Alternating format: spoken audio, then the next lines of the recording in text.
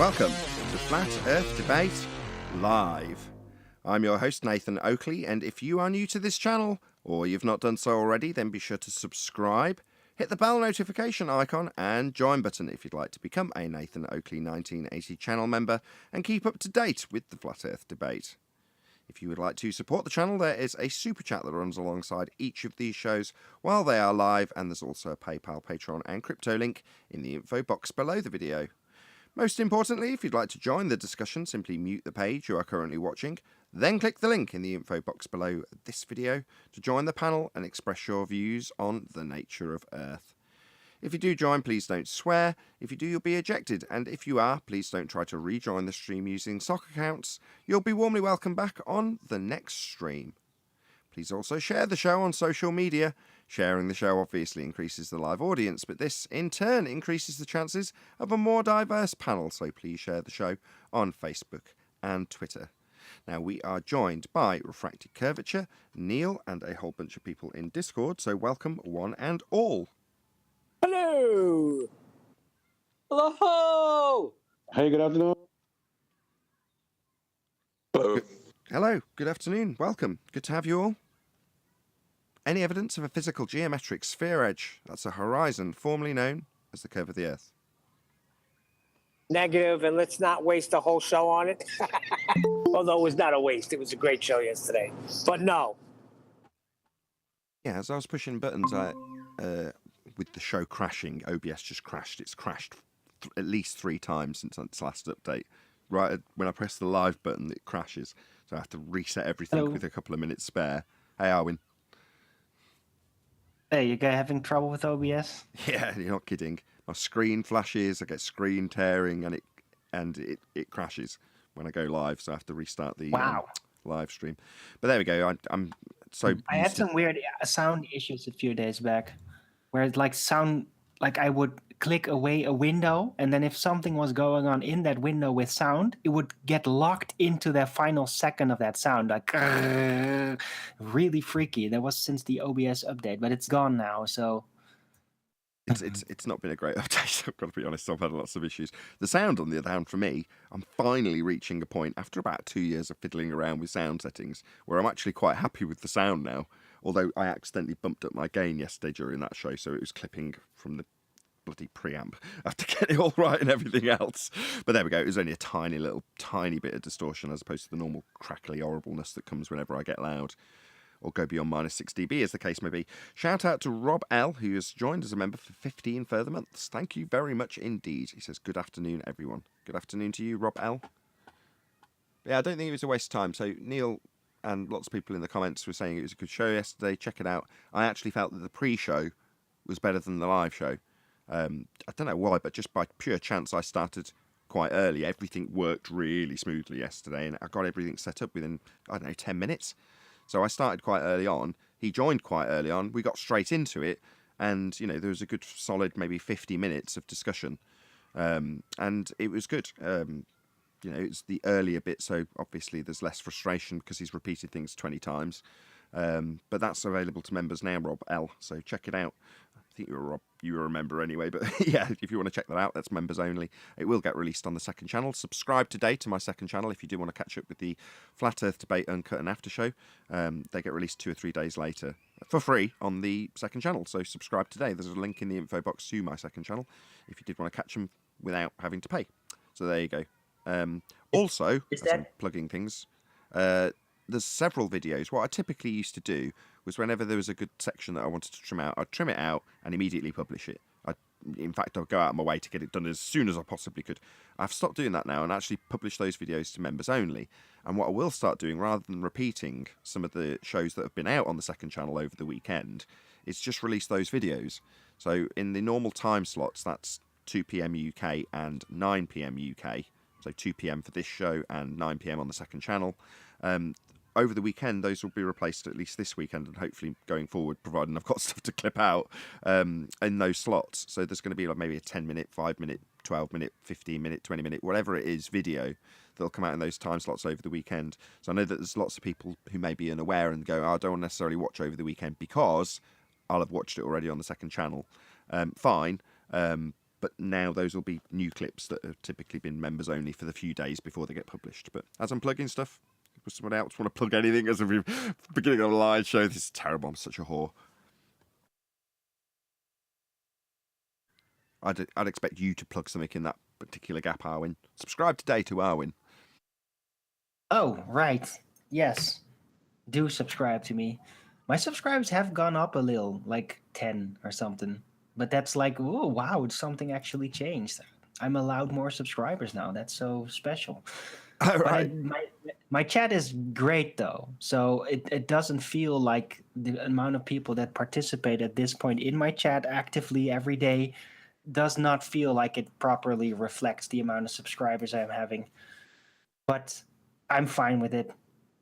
Subscribe to me today, ARWIGN. I have a live show every day right before the Flat Earth debate. Yeah, Flat Earth Early Bird. 2 hours before it, actually. Let's get back onto housekeeping. We've done like a good solid 5 minutes of promoting our own channel and our own shows and our second channels and our early bird shows. Any evidence of axial rotation of the Earth-based variety? Negative. It was a mistake to ever claim that we would expect to see Coriolis deviation on the spinning ball Earth. So, very They interesting. realize that now. Very interesting point you've made there, Arwin. Are you suggesting that were it not the case that they moved from geocentric to heliocentric sphere Earth, it might not have dawned on people with air travel and such that there was a problem with the sphere Earth at all? Are you saying that the first crack in the wall was non-geocentric, heliocentric, therefore Coriolis? Is that what you're suggesting? What I'm suggesting is that at the time, the people probably felt still the fresh weight, the impact that Einstein had made with his theory of relativity that was widely misunderstood and people didn't realize it's just all pure mathematics and all that. So they thought like, yeah, we can just say this and then explain it away. It's just relative to kind of undo that explanation. But over time, Einstein's influence has kind of waned on the public and now doesn't have that same kind of impact to respond with that. So yes, I think it was a mistake that just like the moon landing, the technology was all there, the moment was there, like this can work, we can make it work. Well, now several decades later, it doesn't work anymore. People can see right through it. And I think the same thing counts for the Coriolis deviation claim for spinning ball Earth. Yes. Okay. If the Earth was a sphere, then we would experience Coriolis effect, as per the globe Earth claim that we do see Coriolis effect. The examples given are things like gyroscopes and pendulums that have an apparent deviation. That would mean you notice them seem to deviate because it's claimed Earth turns beneath them. Or in a more simplistic way, Neil deGrasse Tyson saying a ball curves through a goalpost because Earth turned beneath the ball. That's, again, Coriolis effect. You observe the ball from the stand seeming to drift, seeming to take a curved path, not because it's actually curving, but because Earth's turning beneath it, moving the goalposts. So that's the claim. However, if Earth turns beneath the ball, as is claimed by Neil deGrasse Tyson, in line with the globe Earth claim of Coriolis, then Earth would turn underneath a hot air balloon and a drone, and you if you jumped up and down. And moreover, it would shorten flight times, because for you to see a plane seeming to drift from the ground as Earth turns beneath the plane, then Earth would turn beneath the plane, and that would shorten flight times.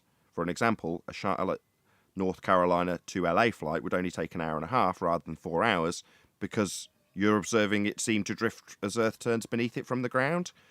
Yeah, we're not seeing that effect. Earth isn't turning. We'd have Coriolis if it was. Any evidence of the distance to the sun? Only on a flat plane model. Sorry. It's over there. Lucky old Shining you. brightly, whatever it is, it's over there. So we did cover this in the pre-show because there is no need for us to claim a height. There's no need in celestial navigation, and they're not measuring for the height. You're not travelling to the star, you're travelling to positions on the ground and locating your fix where you are with triangulation by way of a straight line to the GP. That's the ground position below the star. So all you're trying to achieve is navigation along the ground. So the distance to the sun, in this example, with the question notwithstanding, in housekeeping, is irrelevant. Well, And the go on, John. the people that believe they're on a globe are going to use flat Earth angle measurements to assert a distance after they ignore the initial measurement and insert a radius value to the ground. Yeah, I wish we'd spotted that in 2015. So back in 2015, you had the most prevalent video that I can remember being discussed, might not have been the most viewed, but was a smokescreen design response to Red's rhetoric's response to Jeranism with regards to measuring the height of celestial objects. And in that video, Smokescreen pulls apart how Red's rhetoric had taken a flat Earth angle measurement and then inserted a presuppositional R value into the mathematics. Now, at the time, the point that was extrapolated from that was it works the same on both. I can extrapolate this maths either way. I can either do it with a sphere assumption and insert R, therefore curving the ground that was just measured straight, or I can just do it straight. And then straight comes out with the trig for this height, globe comes out with the height that they claim. But it was only stacked up in terms of almost pointing out that it was a false dichotomy. No connection was made at the time that, so what Reds has actually done is proved a flat Earth and then taken that proof of a flat Earth to insert an R value that would essentially bend the line he's just measured, making it paradoxically idiotic. So inserting an R to bend a line that had to be straight to get the value. So he proved flat Earth and then bastardized it into a sphere with a presuppositional R value we debunked in 2020. Obviously, 2020 hindsight. Yeah, that would have been nice if we would have known what we know now. So well over 100 people watching now, over 120 people watching, and we're only 13 minutes into the live show. So thank you very much to all of you who smashed the share button. And if you're new, there's been a few people who subscribed in the last day as a result of presumably lots of people sharing yesterday's debate. Very warm welcome to you all. Please share the show if you haven't done so already. That is the only reason that there is 120 odd people watching, because the people who are watching and are regulars do share the show. But if you haven't shared it, please smash the share button. Really appreciate it if you've done so already. How many flat earthers have had a glober shove a false dichotomy in their face with models? It's fairly prevalent. Probably every one. 1 in 3, Sorry. third of the claims.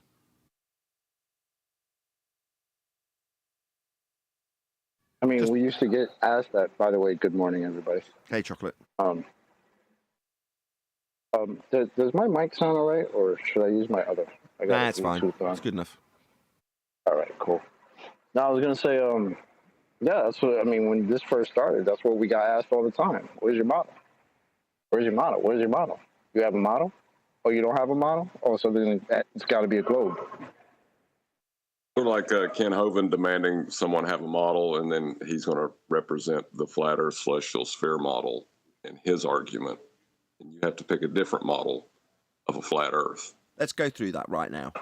This is something I want to be at the forefront of our discussions over the next 12 months. In the same way we focused primarily on the Black Swan, then on the Sextant, and now in 2022, elevation angle.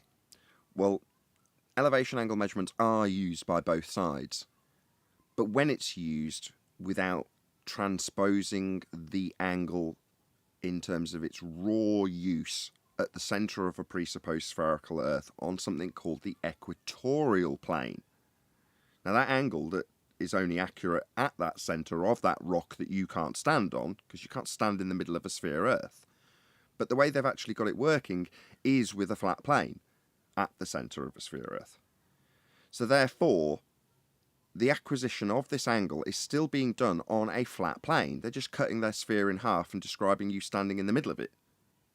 Now, if they then transpose those angles out and say, oh, the light's parallel from the star, it actually doesn't match. Adam pointed this out the other day. They may get it out to an infinite distance so it almost matches, but it doesn't match. Further to that, that's not where the angle came from. The whole point of them saying, well, it's moving parallel to the centre of the Earth is because that's where it's actually going to be utilised, on a plane. So the celestial sphere, as much as the terminology bugs me a little bit, is actually a claim of a flat plane, because you'll be utilising the celestial sphere with the equatorial plane. Now, those words and terminologies are inclusive of a sphere belief, but it doesn't alter the fact that it is actually being done on a plane. It can't not be. Our current argument with elevation angles is to say you can't acquire an elevation angle from a curved surface, and you can't. That is why it's dealt with on the equatorial plane. And you're not standing here, you're not standing in the middle of, you're not at the molten iron core to get angles out beyond the rock that is then redundant and useless, out to an infinitely projected distance for the star measurement itself. You've just got the flat plane that they're going to be putting you on with you at the centre so that they can get this as a straight line and then an angle out to whatever the star they're measuring at an infinite distance. Well, that is a flat plane with a dome of the heavens over it. That is how globers describe this being done. I kid you not. So throughout yesterday's show, John was trying to get the point in that one of the things that the opponent's not realising is when they're claiming their celestial sphere, they're actually stacking up a flat Earth model with a sphere wrapped around a point you can't stand in versus a flat Earth model we haven't claimed. So it's flat Earth versus flat Earth strawman, neither of which we're claiming. The first flat Earth being a measurement of an angle to acquire a sphere, to project that sphere onto a flat map, and then perform celestial navigation with angle measurements that can only be done on a plane, described by them on a globe as an equatorial plane. So a flat Earth. Can't not be, you wouldn't get the angles if it wasn't. So their globe's a flat Earth model. And they're trying to stack that up against a flat Earth acquisition of angles that's been transposed into a globe model that's been transposed onto a flat Earth model. No, a map. But they say that's our model. So it's flat Earth strawman versus flat Earth strawman. One is misunderstood to be a globe, and it really isn't. It's using an equatorial plane. The other is just a projection of a flat Earth onto a globe model, onto a flat Earth model, that's then reified and burnt like it's our model.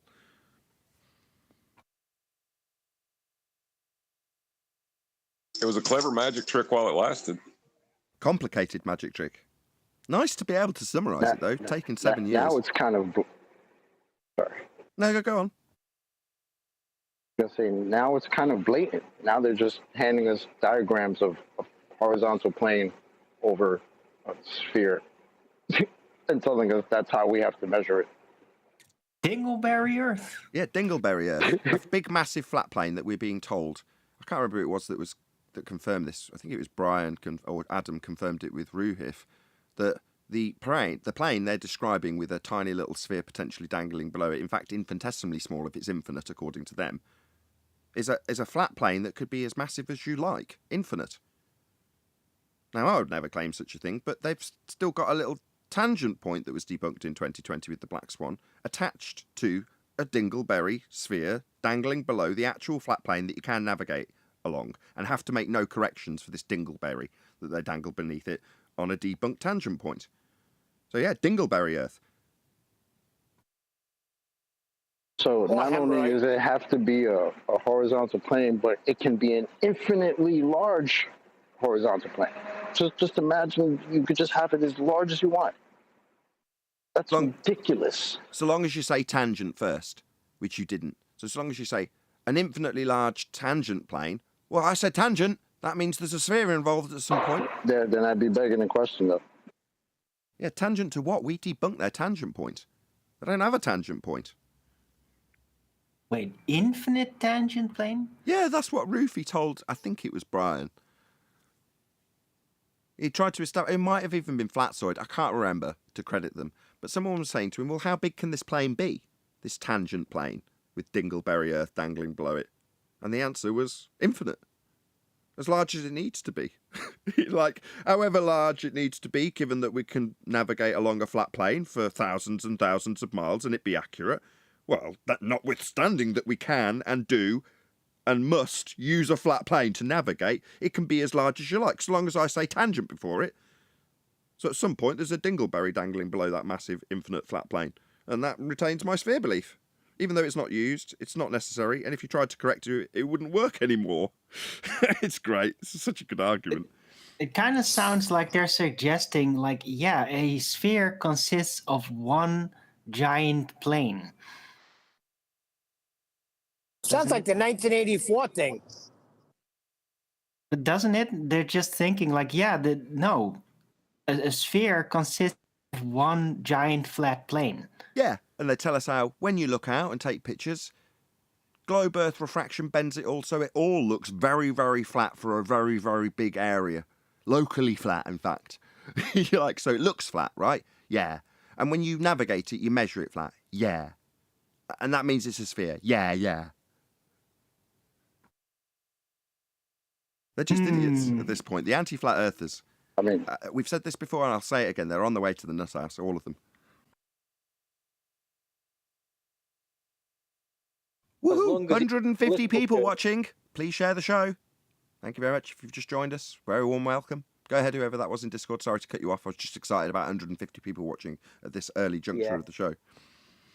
I was just laughing yesterday with that guy when he was saying it's okay if it's curved a little bit. You can still get an handle off a little curve. It was so funny.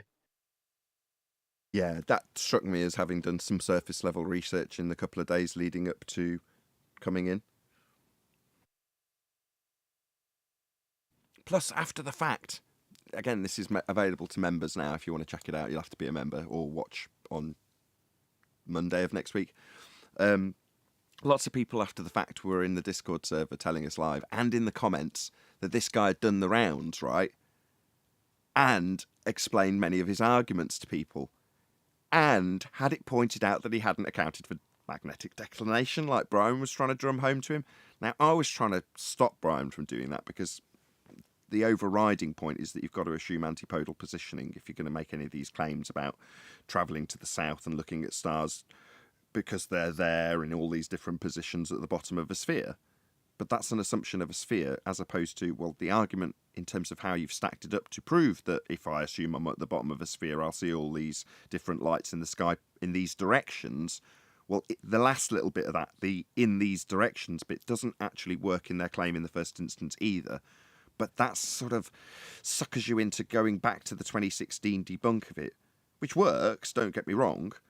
But Adam stepped in and also pointed out that he's doing it with Stellarium. He's not saying, well, if I look in this direction and here I am standing at this point on the Earth looking in that direction, assuming I'm dangling off the bottom of it if I'm in Australia or in South Africa, you know, okay, so long as you're assuming you're dangling off the bottom of it, you're looking at it and you're looking in what direction? No, you're not, because you haven't accounted for magnetic declination. Now, when he was grilled on it by Brian, he immediately said, I didn't need to account, I haven't accounted for magnetic declination. And then Brian launched into how that makes it fail on that particular score, which, because he hadn't managed to wrap his head around the fact that begging the question of dangling antipode from a spherical position when you move south is how the argument failed, he suddenly could focus on something he could wrap his head around within his argument, which is the direction he's pointing when he looks in Stellarium. And Brian saying, well, that isn't correct. There's no magnetic declination. We know that this argument works. But that's when he started getting triggered, because he could actually see a premise he did understand in his own argument, because he couldn't, like I say, wrap his head around the begging the question bit, fall apart. So he got very, very triggered and then started lying, which is what I'm driving at with everyone pointing this out, because he'd gone to so many people saying he's lying. He hadn't got magnetic declination. Why was he suddenly saying he had accounted for it? Once Brian pointed out that it needed to be but hadn't, suddenly completely changed his story, having gone to so many people. Obviously, this is a small community, so straight away the people who talked to him had gone into the comments and gone, he knew damn well it hadn't got that accounted for. He'd gone through this with me. I told him not to, blah, blah, blah, blah, blah. So basically, lying scumbag. Just immediately change your story once it's been pointed out to be wrong by Brian, because the begging the question bit's so far over your head. I got a small correction, although it was perfect. And you had 2 victories over him You said you're 2-0. No, he was 0-2. He failed 0 for 2. twice. 0 You gave for him 2. 2 victories. Yeah, majoring on the minors or what? Yes. 0 for 2. Who cares?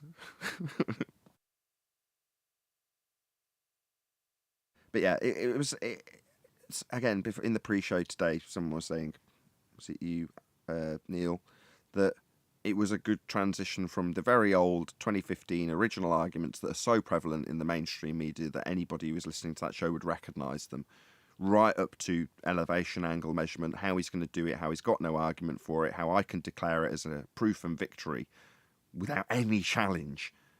And the only challenge that we've got from them is repeated at nausea, with the overcome having to be spelled out and the fallacy having to be spelled out, detailed in terms of how the fallacy works and how it connects to the claim, with the fallacy intact around the claim, being parroted back verbatim, to then be told I'm not listening to the claim and have it repeated again. You're like, oh, poor show. But hopefully that was telling to the people watching. I don't know. Not a lot of people gave me feedback from the general populace, because we don't have that as an audience. It's a focused, tight-knit community that watches the show and share it amongst themselves, and occasionally 1 or 2 people in that show that I might get that in the comments. We'll see. But I'd like to know how it was received by normies. Maybe we'll never know. We don't reach normies anymore. If you look, you won't even find me. Please share the show. Any scientific evidence of gravity? Let's change the subject slightly. First, you need to know what it is. What is it? I'm just going to say, what's gravity? You tell me. Well, according to Professor Phil Bell, they don't know yet. Okay. Let's base our worldview on it then. Phil Bell. Mathematical construct. Yeah, mathematical construct, I'll go with that. 4th dimensional pseudo-Riemannian space-time, bending as a result of the uneven distribution of maths according to Einstein. Well, yeah, that's a pseudo-Riemannian for space-time that we don't live in now, isn't it? That only exists in maths. That's Do you wanna read that out? imagination land. Hold on. Do you want to read that out, Owen? Go ahead. I've got it up. Right. At Darwin, that is why Newton is so useful. Both are just models referring to Newtonian and Einsteinian gravity. Neither of them are real. We don't know what gravity actually is. That is absolutely priceless. Wow. Phil Bell's got a reputation or a tendency to do exactly this, which is, what was the quote he said from me? Nathan says that we have to beg the question of a sphere. Well, yes. He's got Thanks, some Phil. great lines. Thank you, Phil Bell. Yes, you don't know what it is. Oh, right. Yet you think it's the arbiter of almost everything that you have any trouble with when it comes to debate. How could It's the newer guys, right, that come in, and sometimes it's like they haven't done the research. They don't really know what's transpired already in the past, like how we've argued about presuppositioning that these guys do all the time, and then this guy comes out, and one of the first things he says, yeah, of course we do that. Same thing with Mr. Sensible, right? At best. With his, at best, what you've done here is disprove the radius. Oh, thanks, Mr. Sensible. We appreciate that. And the problem is they don't realise how big a bear trap they've stepped in when they do something like that, because of that embarrassing admission that nobody needed on the Globe side when he said it. Nobody needed that, because that's our point. It's just at that point nobody's conceded it because they can't bear to. So it's dumbfounded silence and rinse and repeat, rather than say, well, all you've done is debunk the radius. It's like, yeah, that's exactly our point now, isn't it? So when he admitted it and everyone held him to task on it, he had to justify it, and has continued to do so right up until the present day. Well, his justification for that is, well, the radius values move because the horizon's moved. Okay, what, changing the value to beyond the presuppositional heliocentric orbital path of the moon, if that was what you were using, the black swan? You're like, okay, so you're still going to claim it's a physical geometric position to measure, but it's just a bit bigger today by a few 100,000 miles. But yeah, it's because of refraction. It's because there's no straight lines, because we can't see the geometric horizon.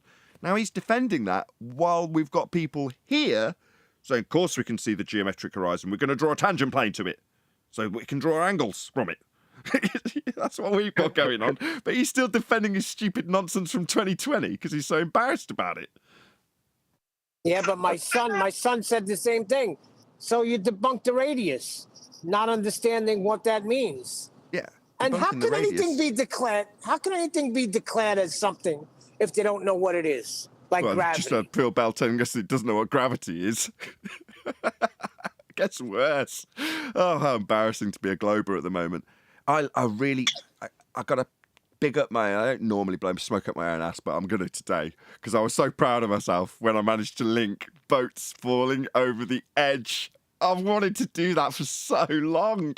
Have a claimant come in and start telling me how boats fall over the edge. Now, obviously, once we debunked it and pointed out when we were really learning how to debunk it in 2016 with the calculator, we would debunk it and it'd take a long time. And we didn't then realise that the weakest part of the globe argument, that's boats going over the horizon, was directly linked to the controlled opposition narrative of Flat Earth Society with boats falling over an edge. So why is that thrown at us? Well, because boats fall over the edge of a sphere. That's why. That's why we're asked to explain why our boats fall off the edge of pizza pie that Flat Earth Society show you. Yeah, no. In reality, the globe's got boats falling over an edge now, hasn't it? But I've never had the chance to cream somebody so beautifully with the juxtaposition into my phraseology of, so you're saying boats fall over an edge, are you? And the person hears that you can hear it in his voice. I'm not saying they fall over an edge. You just said they fall over an edge. You said they went over an edge. I just changed went to fall. That's all I changed. But suddenly the audience gets to see, oh, yeah. So when flat earthers are asked about boats falling over an edge, it's the globe that's got boats falling over edges now, isn't it? Oh, yeah, that's not unintentional. That's absolutely deliberate. Where's your edge, Globers? Where's Brilliant. your He edge, did- fundies? Hey, Exactly. he didn't like that. Yeah, he didn't like that one bit. I did. I loved it. That was funny. Excellent. Yeah, they haven't got an edge. We debunked it. Black Swan. If the Earth was a sphere with a radius of 3959 miles, then every distance to horizon measurement could be no more than 1.2 times the square root of the observer's height in feet. That's the geometric Earth curve edge that he claimed boats were going over. It's in the maths, marked with an X and labelled horizon. That's your geometric sphere edge Earth curve that we debunked by showing that it's beyond the limitations of an Earth sphere radius 3959 in the Black Swan image. Supposed to be a couple of miles away, well below the frame of the shot that we're showing, and it's beyond the oil rigs, not blocking them with a physical geometry. Earth curve, like a hill, hills don't move with the weather. That's why we've debunked your geometry. Oh, we've only debunked R. Well, your entire premise and a claim in the first instance needs that R. And not only that, the claim that it's moved with refraction needs R. Because their refraction includes R. 7/6 of it in standard form. It's called terrestrial refraction. It's based on R. So the moment you say at best you've debunked the radius value, why have we? Because refraction that needs R, that's been debunked. You're definitely not going to get around this by refracting it with R when you're saying it's the thing we've debunked with it. Yeah, idiots. That's why I don't ascribe malice to it, because When they it are idiots. disappears, things disappear into the distance. How can it be? They have to go over a curve. Why else would they disappear? Perspective, things get smaller into the distance. You get further away from something. It's Father's head level perspective. This cow is small, holds up a small toy cow close to Dougal. Those cows, looking out the window at real cows in a field, are far away. Right, so we all appreciate that things get smaller into the distance. Well, in Earth curve maths, they ascribe a feet and inches or metres value to a target. So it's a 2 metre cow. Well, it's a 2 metre cow if it's 100 miles away. So you can see a cow at 200 miles, 300 miles, 400 miles. Because if you draw it in the way that the Earth curve maths is drawn, you have the observer on the left-hand side of the page. That would be you seeing the side of your own head now. And the cow on the right. And you draw a straight line between them and say, here's your flat Earth. There's 1 million miles between you and this cow. You'd see it if Earth was flat. And you go, no, the cow's miles too small. You'd never see it. It's just too small. But in their maths, it's still a 2 metre cow at any distance. It's not an angular not actual apparent size, like Dougal had explained. Now it's an actual size that never changes with distance. That's why we call it the begging the question proof of nothing perspective hijacking. Yes, you can observe this effect. It's an effect of perspective. In their maths, it's not.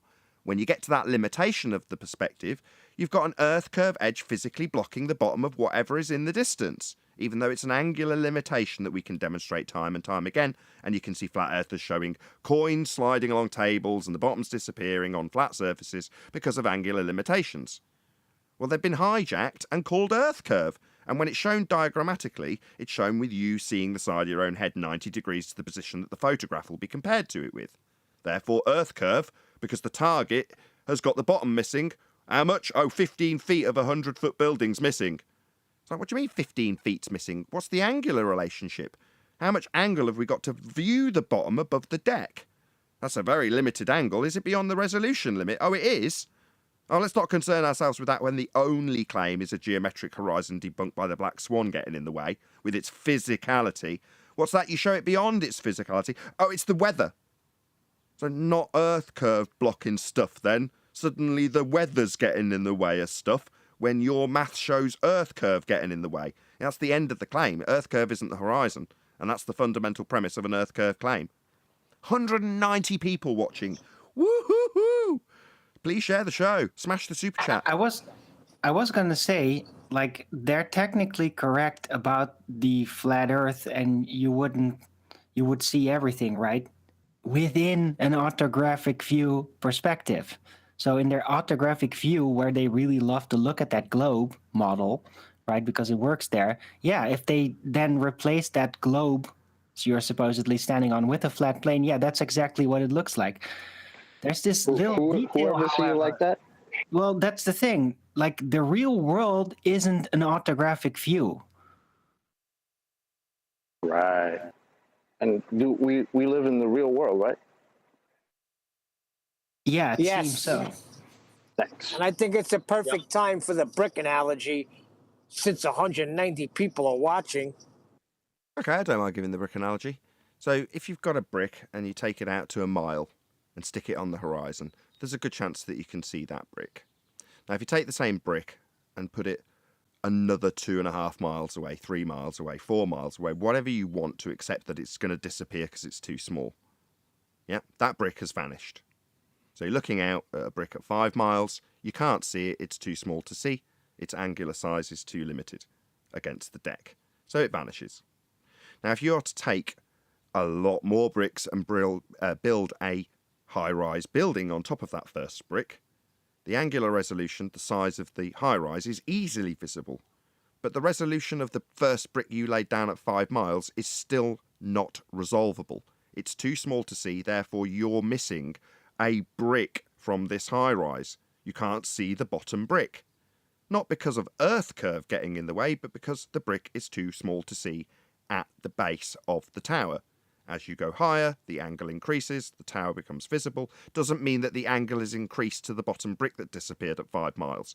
Ergo, bottom-up obstruction as a direct result of angular limitation. That's perspective. Sod all to do with Earth curve. It's the only claim they make. It's based on R, and we debunked R. Black swan. No Earth curve. The horizon isn't Earth curve. If things disappear into the distance, there is no reason to assert, through ignorance, that it's caused by a physical blockage called Earth curve. We've debunked that. That now they claim we could never see because apparently we have an atmosphere. It's But we can't ever see that. Yeah, of course it is. But apparently that's the reason why we can't see this thing called the geometric horizon, aka the Earth curve. So this is where the argument comes full circle. So they tell us as a result of us pointing out that the horizon, formerly an Earth curve hill, blockage, obstruction in the way of boats and buildings with them falling over it at the edge, that's the horizon, is actually beyond the limitations. It's way beyond things it should be blocking. So they say, oh, well, refraction has moved the horizon. No longer making it Earth curve, no longer making it geometric, no longer making it a blockage, ruining all of the geometry, meaning you can't measure the geometry anymore. But that's what they tell us, refraction, even though that actually defeats their claim in the first instance. If it's refracted, the horizon, Earth curve, it's not geometric. That's their claim in the first instance, based on an R value, that we've got a geometric blockage called Earth curve, but they've refracted it. So, if you refract the horizon in your globe model, you're refracting the horizon with a R value and R value. That's in atmosphere, sphere-shaped air. An oxymoron. Air takes the shape of its container. It's not sphere-shaped. You can have air moving in all directions inside a sphere-shaped container, but sphere Earth definitely doesn't have a sphere-shaped container around it. It doesn't have any containment. Nevertheless, they've got air as an oxymoron in a sphere-shaped, resulting in light always, without exception, bending through their said sphere-shaped air. So light always bends. So you're never seeing anything other than a bendy line moving away from your position, always without exception. Everything you look at, without exception, isn't really where it's supposed to be, because of terrestrial refraction always. Then we get to, how do you measure a straight line to get an angle? So if you're measuring the sun and what angle it's got, that's two straight lines. How do you get that straight line? And the answer is, you don't. Enter Mr. Sensible to reiterate how it's always all bent lines, never a straight one, not a geometric horizon, no tangent point. So in our current 2022 argument, that would be that celestial navigation and the angle measurement known as an elevation angle proves the Earth is flat. They're trying to get around it by drawing a tangent, that's a straight line, to a geometric horizon Earth curve. That's tangent point, Earth curve, your horizon of block boats, yeah? Debunked, yeah? Refracted, yeah? That's where Mr. Sensible comes in, to just make everybody in the current debate well and truly aware that you haven't got any straight lines. It's always all refracted. Never expecting to see the geometric horizon, are we? Yeah, we know you're never going to find a straight line on your globe. Meanwhile, celestial navigation requires them and uses them, debunking any notion of a sphere Earth with its always in effect terrestrial sphere-shaped air and the refraction not giving you a straight line ever to anything. Yeah, that's the total annihilation of a sphere Earth claim. And the concrete proof, Earth is obviously, observably and measurably, navigatably flat. You know what the ironic thing is? If they'd actually apply terrestrial refraction consequences or correction for terrestrial refraction in their orthographic view modeling, they would end up with a flat plane. And if they then show that, like, yeah, we can use straight lines again because we're actually in this model correcting for terrestrial refraction, so we're just showing you this flat plane, then we as flat earthers could say, but things, you actually don't see them because they're too small in the distance. Well, in this model where you correct for terrestrial refraction, where everything is more as is, as if you would see it, well, why do things still disappear then? To basically address, oh yeah, did you forget you don't apply perspective in that form of modeling? And if anyone's unclear about how they don't apply perspective, I'll just reiterate that a 10-foot wall in Earth curve maths is 10 foot at any distance, because they use actual sizes only. Well, when you're viewing something, hashtag shit shrinks. Things get smaller into the distance. Yes, it's still 10 foot in actual size, but in an orthographic diagram with you on the left and the wall on the right, you can draw a line between the two and put any distance you like on it, million miles, and claim that you should see it on a flat Earth. And it's only when you bend the line and have a tangent to it, that's a straight line, that an Earth curve tangent point horizon gets in the way. That's why you're not seeing the 10-foot wall. Look, there's 2 foot of it missing. Yeah, that's an actual size hijacking of perspective. That would be the angular relationship between you and something at distance. Removed completely from Earth curve maths and hijacked. Relabeled Earth curve. It isn't. Shout out to Ben White, who says, is Earth still offering 3 Bitcoin for proving Earth is a spinning ball in a vacuum? Very telling that not one person out of 7 billion has ever come close. Yeah, he is still offering it as far as I'm aware, given that the guy who came yesterday, Ben, was actually trying to achieve Bitcoin with 2015 arguments. Oh, he thought he'd won it as well. Exactly. He said he won. I'm delusional. That's like most. He was an anti-flat earther by the end of the show. He came in as a glober. I think he was halfway there because of the amount of people he'd spoken to before he came on the show. Also, he had a vague idea about the elevation angle argument, which probably means he watched for the last couple of days, got a vague idea what we were talking about. And after the fact that I only know this now, what he was essentially trying to do is he'd sent 2 presentations, one really late and one that I'd got, looked at, gone 2015 stuff. Yeah, whenever it comes in, great, I'll deal with it. And then hadn't really, like, I don't. Anybody who knows me knows just don't keep up with messages. I'm just busy. It's not because I'm lazy. I do eventually get to them. People moan at me because I don't look at messages. So presumably David sent me the second presentation, which was very, very, very slim by comparison to all these crappy 2015 claims. He'd basically written them all off. So he was trying to figure a way, because I hadn't realised that he'd sent a second presentation that only included his one argument. That's why he wouldn't move away from it. And he was trying to distance himself from the first, well, that's a different presentation that I've made and put down and sent to Dave to try and get Bitcoin. He sent on to you. You've assessed and gone, it's a load of old crap. He's trying to relinquish himself of that in a very Weasley way. But Weasley enough for me to not pick up on it in the moment. You know, I kind of admire this guy. I'm smiling because the level of Weasley, if I don't pick up on it, I'm like, you got me there, you little weasel. I like it. I like it a lot. Well, hey Nathan, hey everyone. Hey Brian, was it you that got Roofy to admit that it's an Brian. infinitely massive tangent plane with dingleberry earth dangling below it? Was that you? Yeah, I put out a video asking how big can a tangent plane be on the globe Earth, and Ruhif responded, and everyone followed suit then with what Ruhif said. Ruhif and everyone else after him said it can be. There's no definitive size. It can be infinite in size. A tangent plane can be infinite in size on the globe Earth. Just like flat Earth. Well, no, I don't claim that. If you want to claim an infinite plane, then you're going to have me on your back for the rest of the show. If he wants to, like the guy yesterday, claim an infinite plane, was that first bit tangent? No, Roofy. We debunked that.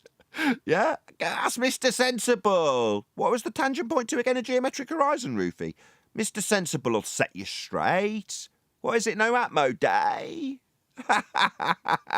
Meanwhile, you say it can be infinite. Well, that's a claim you'll have to back in terms of how big the infinite plane. We're definitely on a plane, by the way.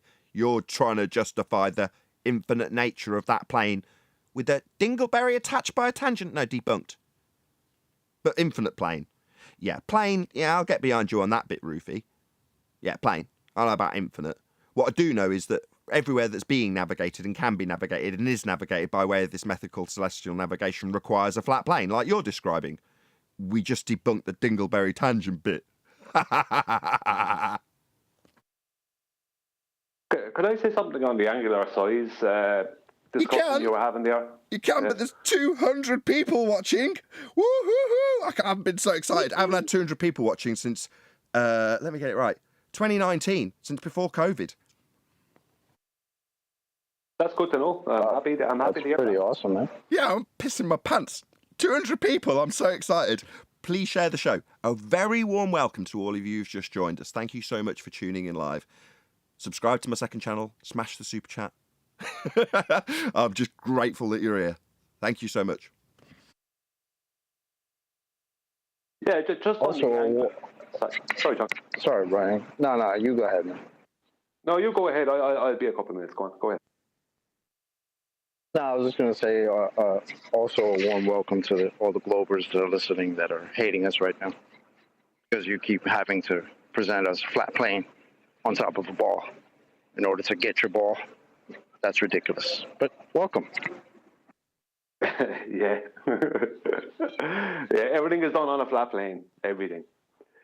Just on the angular size argument. Just if you're looking at a 50-foot high ship, right? That's 50 foot off the water, and it sails away from you. When that's 8 miles away, you won't be able to resolve the bottom 20 foot, because at 8 miles away, something that's 20 foot high will be beyond 0.02 degrees, which is the angular resolution limit of the human eye. So when you see if you can see a 50-foot ship, which very likely someone can, at 8 miles away, right, on a clear day, then you may not see the bottom of it, right, and think, oh, maybe it's gone over our curve. It's not. It's an angular resolution issue.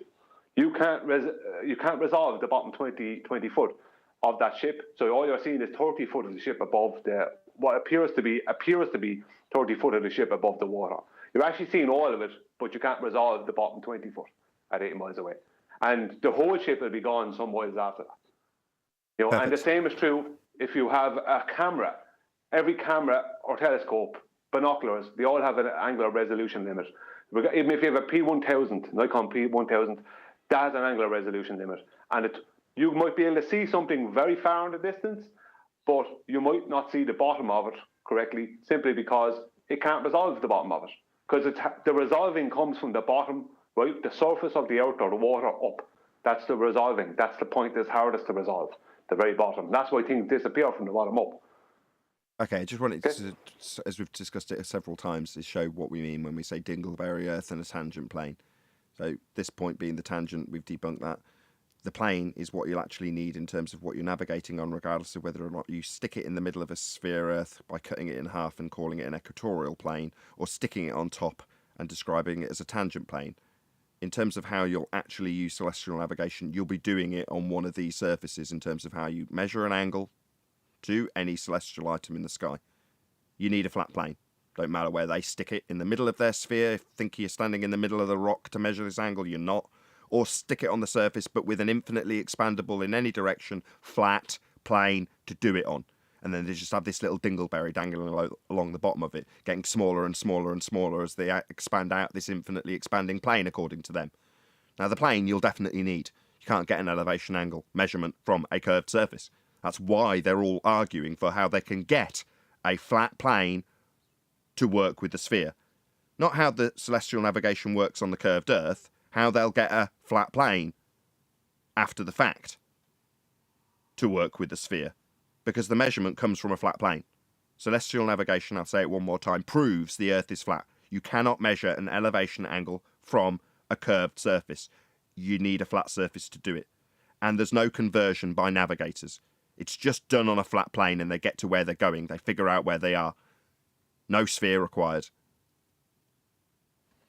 Yeah, the only real world correction that needs to happen, besides corrections with the index arm and the micrometer or whatever you might do on the sextant, the only real world correction is the height of white correction. That's the only real world correction. Other than that, when you're using a sextant on a boat at sea, that's the only correction that needs to be done for you to get the angle that's going to become the radius. That's going to show you what the distance is from you to the GP, gives you the radius of the circle of equal altitude that you're trying to find. I've been hustling people and to off. the people that are just one second. sorry. Well, I've been hustling people off mute in the Discord server, but none of them have piped up after I've unmuted them, so just don't want anybody moaning after the fact. Did anybody want to pipe up at this stage from Discord? Not talking to the regulars, obviously. No, sorry. Go ahead, Chocolate. No, I was just going to say to the people that are kind of new to this, right, that maybe we should tell them again why they have to, because these guys are now arguing with us about how they need a flat plane. But there's a reason they call it a tangent plane, right? Can you tell them why they have to say that word tangent?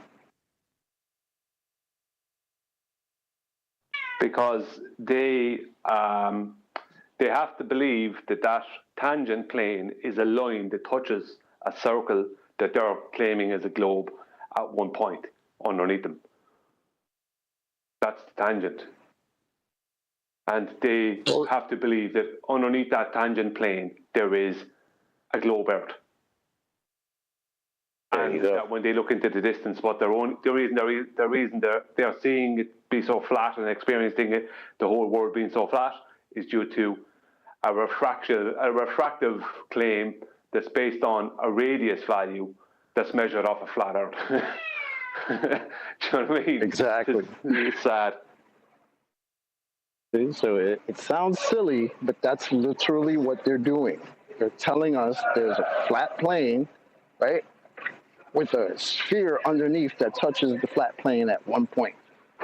That's what they're arguing with us about, showing us diagrams of this crap. Brilliant. But the bit they're actually navigating and dealing with and measuring the angles from isn't the sphere, it's this flat plane. And as Chocolate's just said, that's what they're arguing with us about. Oh, we can get a flat plane from a sphere. Not only that, it can be as big as we like. The flat plane on top of the dingleberry that's not being used, that can be as big as we like. And then we've had people literally come on the show say, why would you tell me that there's no flat planes on a sphere? When one of the fundamental premises of a sphere is that it's got no flat surfaces on it. It's just nuts what we're being told at the moment. How dare you tell me that there's no flat surfaces on a sphere?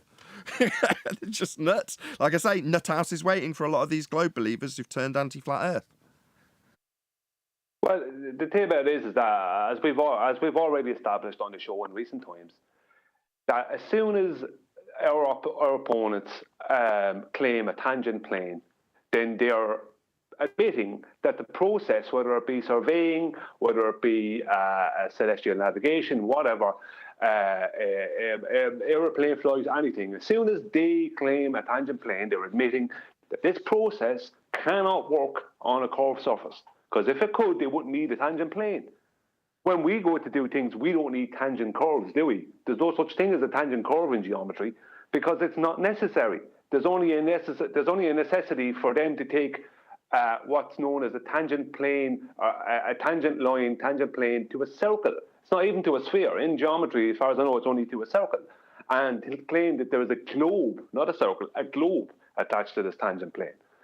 If the globe is real, you shouldn't need a tangent plane. You should be able to do all these processes on a curved surface at the rate of drop that the surface is supposed to be curving from. Yeah, that's the crux right there. Why, if you can do all of these things on a sphere, would they be fighting with us to have a flat plane to do these measurements on? Perfect.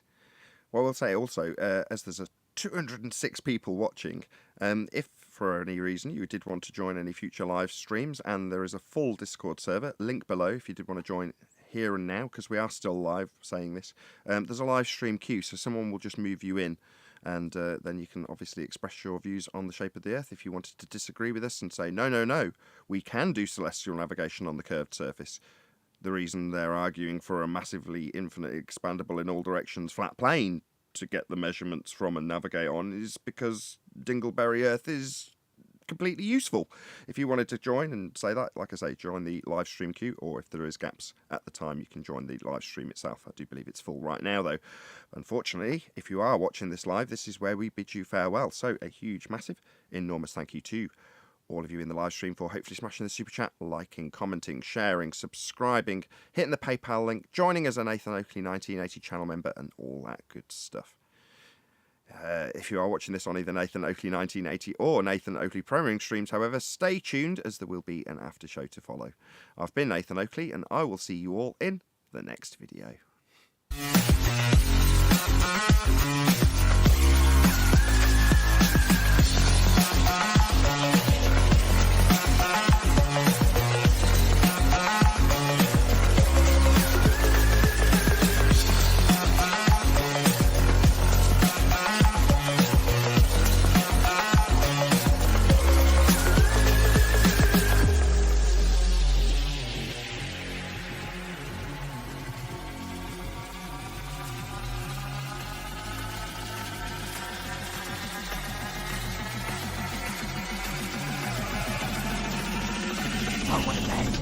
What a lovely day!